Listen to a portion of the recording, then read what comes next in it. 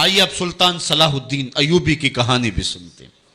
یہ اسلام کا مجاہد اعظم، یہ حلال اور صلیب کی جنگوں کا ہیرو، اور جس پہ امت اسلامیہ کو آج بھی ناز ہے، اور آج صدیاں گزرنے کے بعد یہ سینوں میں دل کی طرح دھڑکتا ہے۔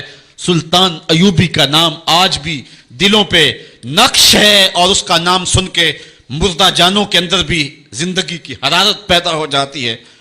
اس کے زمانے میں ریجینالڈ بدبخت ایک انگلستان کے شہزادے نے حاجیوں کے قافلے کو روک لیا اور ان کا سامان لوٹ لیا۔ انہوں نے کہا ہم حج پہ جا رہے ہیں، تو نے ہمارا سامان لوٹ لیا، ہمیں جانے دے۔ تو اس نے دریدہ دہنی کرتے ہوئے کہا بلاؤ اپنے نبی محمد کو جو تمہاری جان چھڑائے۔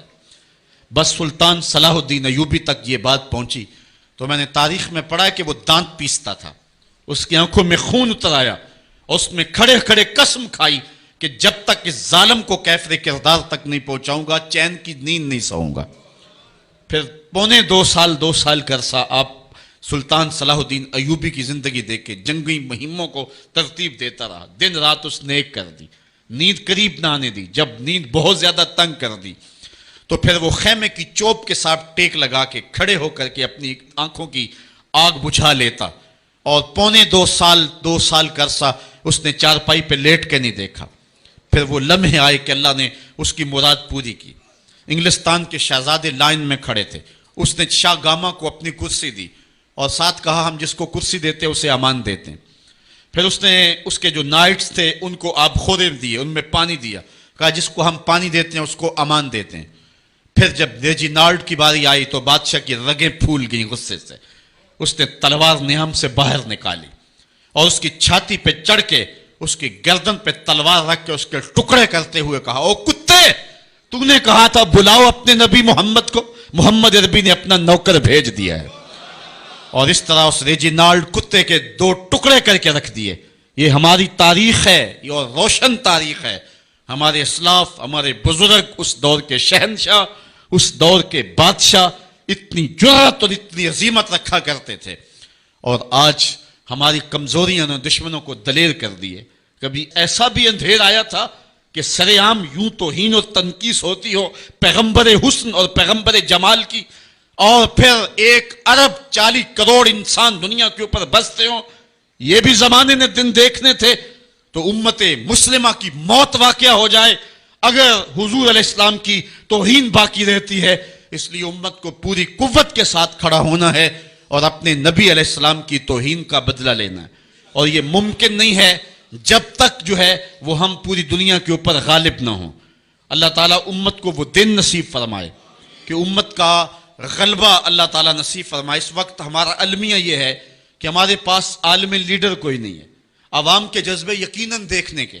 سیریا کے بچوں کو میں نے دیکھا کہ وہ چھوٹے چھوٹے بچے، انہوں نے ہاتھوں میں کتبہ پکڑا ہوا ہے، اور میں اس منظر کو دیکھ کر کے کتنی دیر تک سکتے میں رہا۔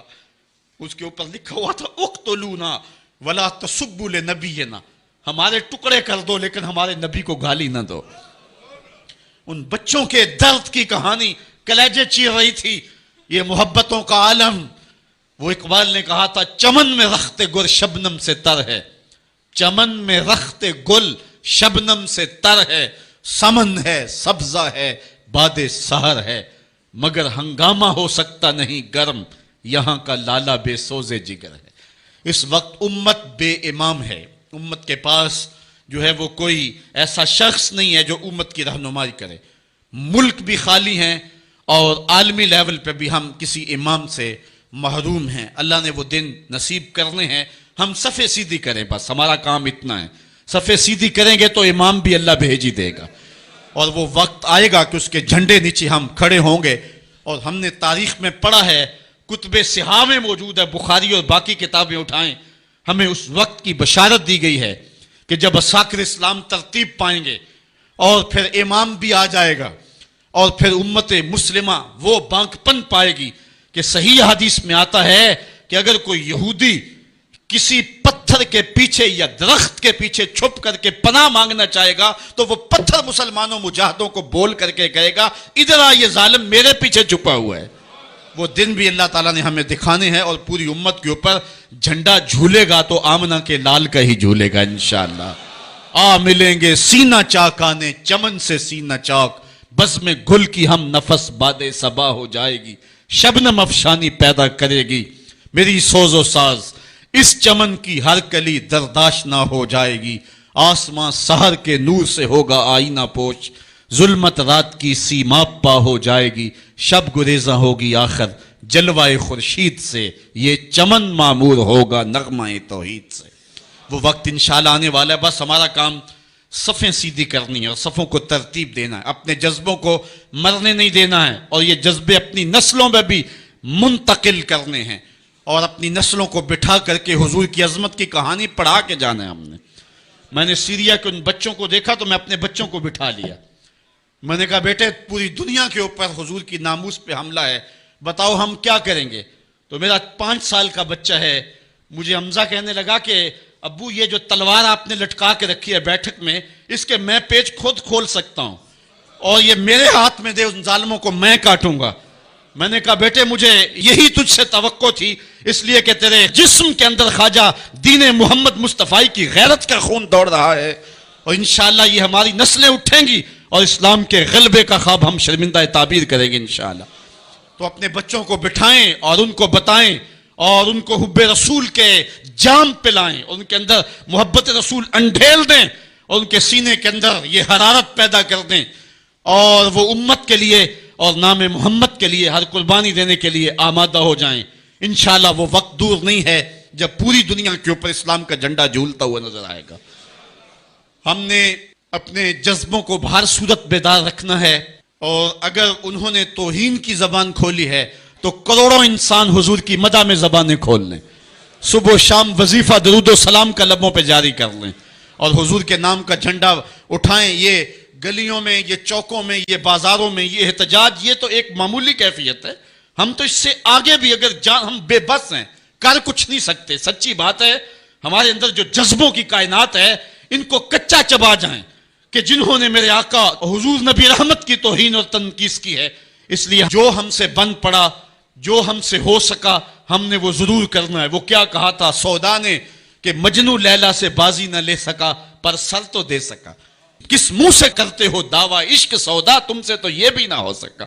ہم نے دیکھنا ہے کہ ہم کیا کرتے ہیں، اس حوالے سے ہمارے جذبات کیا ہیں۔ مجھے یاد آئی آج عمارہ، سارا دن آج عمارہ کی کہانیاں میرے ذہن میں گردش کرتی رہی۔ عمارہ غزوہ احد کی نامور مجاہدہ ہیں کہ جب بھگدڑ مچی اور کچھ تو خون ہونے لگا اور عجیب کیفیت بن گئی، تو اس وقت حضرت عمارہ خاتون ہیں جو اس جنگ میں ساتھ آئی تھی۔ کس کام کے لیے آئی تھی؟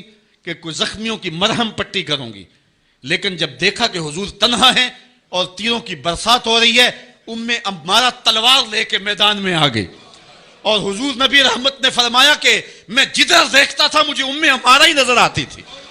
اگر ادھر سے حملہ ہوتا آگے عمارہ کھڑی ہوتی، اگر ادھر سے حملہ ہوتا تو عمارہ کھڑی ہوتی۔ میں کہتا عمارہ تیرے نام پہ میری نسلیں قربان، جس نے محمد عربی کی آبرو کا پہرا دیا۔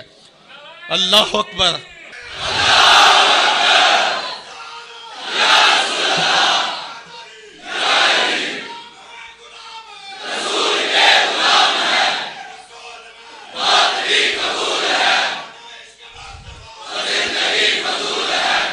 تمہارے جذبے سچے ہیں انشاءاللہ، شاید مغرب کو بھول ہو گئی ہے۔ یہاں ایک ایک بچہ غازی علم الدین ہے، ایک ایک بچہ عمر چیمہ ہے۔ یہ سعادت مندیوں کا سفر ہے، یہ مغرب کو بھول ہو گئی ہے۔ اس نے کس قوم کو چھیڑا ہے؟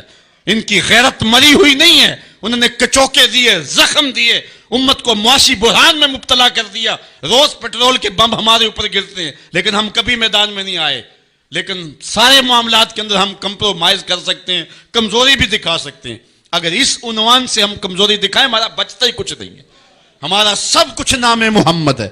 ہم نے ہر دور میں تقدیس رسالت کے لیے وقت کی تیز ہواؤں سے بغاوت کی ہے، چھوڑ کے سلسلہ رسم سیاست کا فسوں، بس ایک نام محمد سے محبت کی ہے۔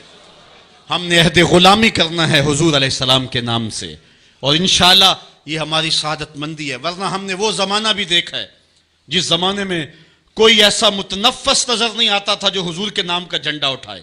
یہ تاتاریوں کا دور ہے، جب بغداد کو اجاڑا گیا، امت کے سر کاٹے گئے، اور یہ حال تھا کہ منگول سردار نے کہا کسی مسلمان کا سر لاؤ، اپنے فوجیوں کو کہا، نہیں تو تمہارا سر کاٹ کے لگائیں گے۔ ایک مینار تعمیر کرنا ہے کھوپڑیوں کا، اور پھر مسلمانوں کا پتہ ڈھونڈتے ہوئے لوگ ہاتھ میں پیسے لے کے گھومتے تھے کہ کسی مسلمان کا پتہ دے دو، اس کا سر کاٹیں ہم، لیکن مسلمان ملتا نہیں تھا، کاٹ دیے گئے۔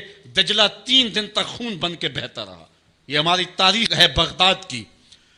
اور پھر دجلہ کا بند توڑ دیا گیا، جو لوگ تہہ خانوں میں چھپے تھے 1.25 لاکھ لاشیں ہم نے وہاں سے پھر نکالی۔ پھر وہ لمحے آئے کہ کوئی ایسا متنفس نظر نہیں آتا تھا جس کے ہاتھ میں اسلام کا جھنڈا ہو۔ ایک منگول سردار عیسائی ہو گیا، اس نے ایک عیسائی پادری کو بلایا اور کہا کہ اپنے مذہب کی تبلیغ کر تاکہ کچھ لوگ اور بھی ہمارے ہم نوا ہو جائیں۔ اس نے قسم پرسی کے سالم میں کہ اب کوئی شخص نہیں ہے جو اسلام کا نام لیوا ہو، تو اپنے خب سے باطنی کا اظہار کر دیا اور پیغمبر حسن و جمال حضور نبی رحمت کی توہین و تنقیص کا آغاز کیا۔ ابن حجر نے لکھا ہے کہ ایک کتا تھا جو خیمے کی چوب کے ساتھ بندھا ہوا تھا، جب اس نے توہین کا آغاز کیا تو اس نے بھونکنا شروع کر دیا۔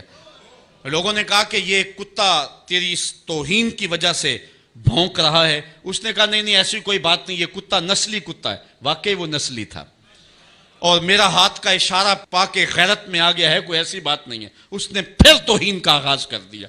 تو ابن حجر نے لکھا ہے کہ اس کتے نے زنجیر تڑوا کر کے اس پادری کے گلے میں جا کے دانت گاڑ دیے اور چھوڑا تب جب اس کو واصل جہنم کر دیا۔ اس منظر کو دیکھ کے 70,000 اس فوج کے سپاہی اسلام کے دامن میں آ گئے۔ اقبال نے اسی موقع پہ کہا تھا، تو نہ مٹ جائے گا ایران کے مٹ جانے سے، نشائے میں کو غرض نہیں پیمانے سے، ہے ایاں یورش تاتار کے افسانے سے، پاسباں کعبے کو مل گئے صنم خانے سے۔ اللہ اپنے نبی کی آبرو کی یوں بھی حفاظت کرنا جانتا ہے۔ کون جانتا تھا کہ عامر چیمہ یہ کام سر انجام دے گا؟ وہ تو ٹیکسٹائل کی ڈگری لینے گیا تھا، لیکن غلامی رسول کی سند لے کے پلٹا۔ میں نے غازی کے جنازے میں شرکت کی ہے، آپ نیٹ پہ جائیں اور وہاں اس کے جنازے کی تصویر دیکھیں، یا کہیں تصویر آپ کو میسر ہو۔ جنازہ لوگوں کی انگلیوں پہ ہے، بھاری تابوت اور اس کے اندر اس کا جسد اطہر، لیکن ہاتھوں پہ نہیں ہے، آپ کو انگلیوں کے پوروں پہ نظر آئے گا۔ اور ایسے مناظر بھی دیکھنے والوں نے دیکھے کہ رش کی وجہ سے لوگ نیچے سے ہٹ بھی جاتے اور وہ پھر بھی ہواؤں میں تیرتا رہتا۔ آپ جا کے دیکھ لیں، میں کوئی ہوا میں بات نہیں کر رہا، بالکل انگلیوں کے پورے پہ میں خود شامل تھا، اور میری سمجھ میں اس وقت بات نہیں آتی تھی کہ یہ کیا ماجرا ہے، اتنا بھاری صندوق اور انگلیوں کے پوروں پہ۔ پھر ایک دن میں حضرت سعد بن معاذ کی کہانیاں پڑھ رہا تھا کہ ان کا جنازہ بڑا ہلکا تھا، تو پوچھا گیا تو فرمایا کہ سعد کے جنازے کو صرف انسان ہی جو ہے وہ کندھا نہیں دے رہے، فرشتے بھی کندھا دے رہے ہیں۔ غازی کا جنازہ ایسے ہوا میں تیرتا تھا جس طرح پانی پہ کشتی تیرتی ہے۔ میں نے خود غازی کی قبر کی پائنتی پہ ایک سید زادے کو روتے دیکھا، اور وہ کیا رہا تھا، ربا میں تینوں یہ نہیں کہندا مینوں عامر چیمہ بنا دے، میں کہنا دے قدمہ دی مٹی ہی بنا دے۔